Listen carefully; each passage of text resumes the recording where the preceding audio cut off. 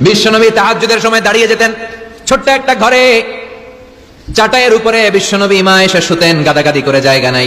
মাঝরাতে বিশ্বনবী তাহাজ্জুদের জন্য দাঁড়াতেন, আল্লাহু আকবার বলে দাঁড়িয়ে যেতেন, নামাজ শুরু করে দিতেন। বিশাল বড় সূরা পড়তেন, কিরাত পড়তেন, রুকু করতেন, কিন্তু সিজদার জায়গায় সিজদা দেওয়ার জায়গা নাই। সিজদার জায়গায় মা এসা পা বিছিয়ে শুয়ে আছে। বুখারীর বর্ণনা, বিশ্বনবী সিজদায় যে হাত দিয়ে মা এসার পায়ের মধ্যে চিমটি কাটতেন, মা এসা বুঝতে পারতেন বিশ্বনবী এখন সিজদায় যাবে। সুবহানাল্লাহ পড়েন। মা এসা বুঝতে পেরে পা দুইটা সরিয়ে নিতেন, বিশ্বনবী সিজদা দিতেন। সিজদা দিয়ে বিশ্বনবী যখন আবার দাঁড়িয়ে যেতেন, মা আয়েশা পা বিছিয়ে আবার শুয়ে পড়তেন। কি ইবাদত ছিল বিশ্বনবীর! হাত্তা তাতাওয়াররামু খাদামা।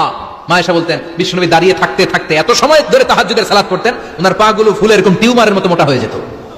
সুবহানাল্লাহ পড়বেন না? দাঁড়িয়ে থাকতে থাকতে বিশ্বনবীর পা গুলো টিউমারের মতো মোটা হয়ে যেত।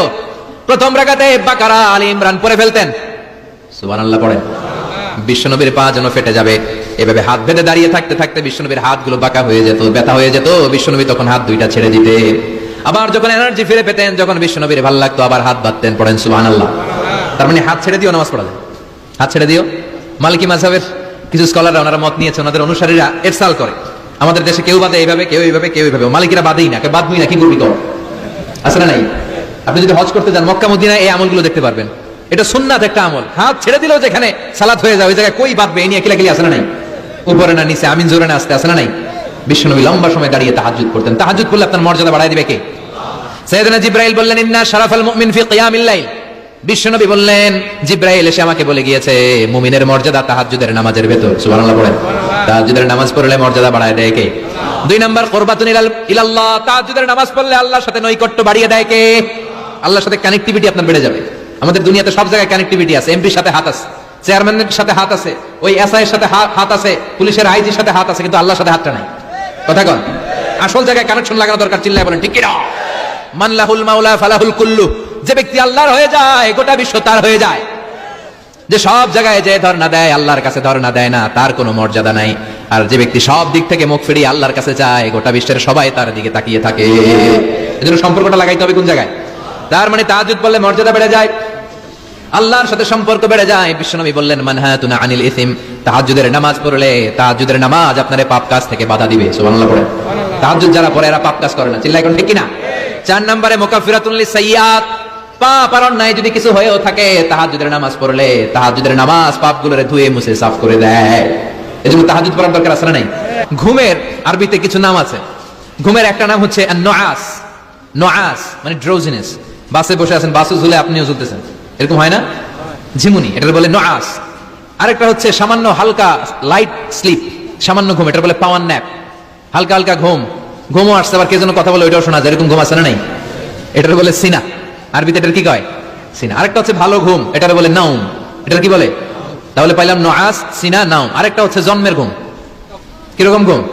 এমন ঘুম যে ঘুমে ডাকলেও মানুষ ওঠে না, যেটা শেষ রাতে আমাদের যে ঘুমটা হয়, তার 3টা-4টার দিকে কম্বল টেনে টেনে আরেকটু ঘুমাইতে মনে চায়, এরকম একটা ঘুম আছে না নাই? এই ঘুমটাকে আরবিতে বলে হুজুদ। কি বলে? সবাই বলেন। এই হুজুদের ঘুমকে স্যাক্রিফাইস করে ওই টাইমে যে সালাতটা পড়া হয়, ওই সালাতকে আরবিতে বলে সালাতুল হুজুদ বা সালাতুত তাহাজ্জুদ। সুবহানাল্লাহ পড়বেন না? এজন্য রাব্বুল আলামিন বলেন, ওয়া মিনাল লাইলি ফাতাহাজ্জাদ বিহি নাফিলাতান লাকা আসা আন ইয়াবআসাকা রাব্বুকা মাকামান মাহমুদা। ও নবী, রাত্রিবেলা দাঁড়িয়ে আপনি তাহাজ্জুদের নামাজ পড়েন, আশা করা যায় বিশাল সম্মানিত মহিমান্বিত জায়গায় আল্লাহ আপনারে বসায় দিবে গো নবী। ঠিক কি না? তাহাজ্জুদের সালাত পড়লে মর্যাদা বাড়ায় দেয় কে? মুমিনের বৈশিষ্ট্য, তারা রাত্রিবেলা তাহাজ্জুদের সালাত পড়ে। ইমানদারদের বৈশিষ্ট্য, তারা হলো ফুরসান আন-নাহার রুহবান আল-লাইল। রাত্রিবেলা তাহাজ্জুদের যায় নামাজে কান্নার ঝড় তুলে, দিনের বেলায় ঘোড়া হাঁকিয়ে জিহাদের ময়দানে জিহাদ করে। ঠিক কি না?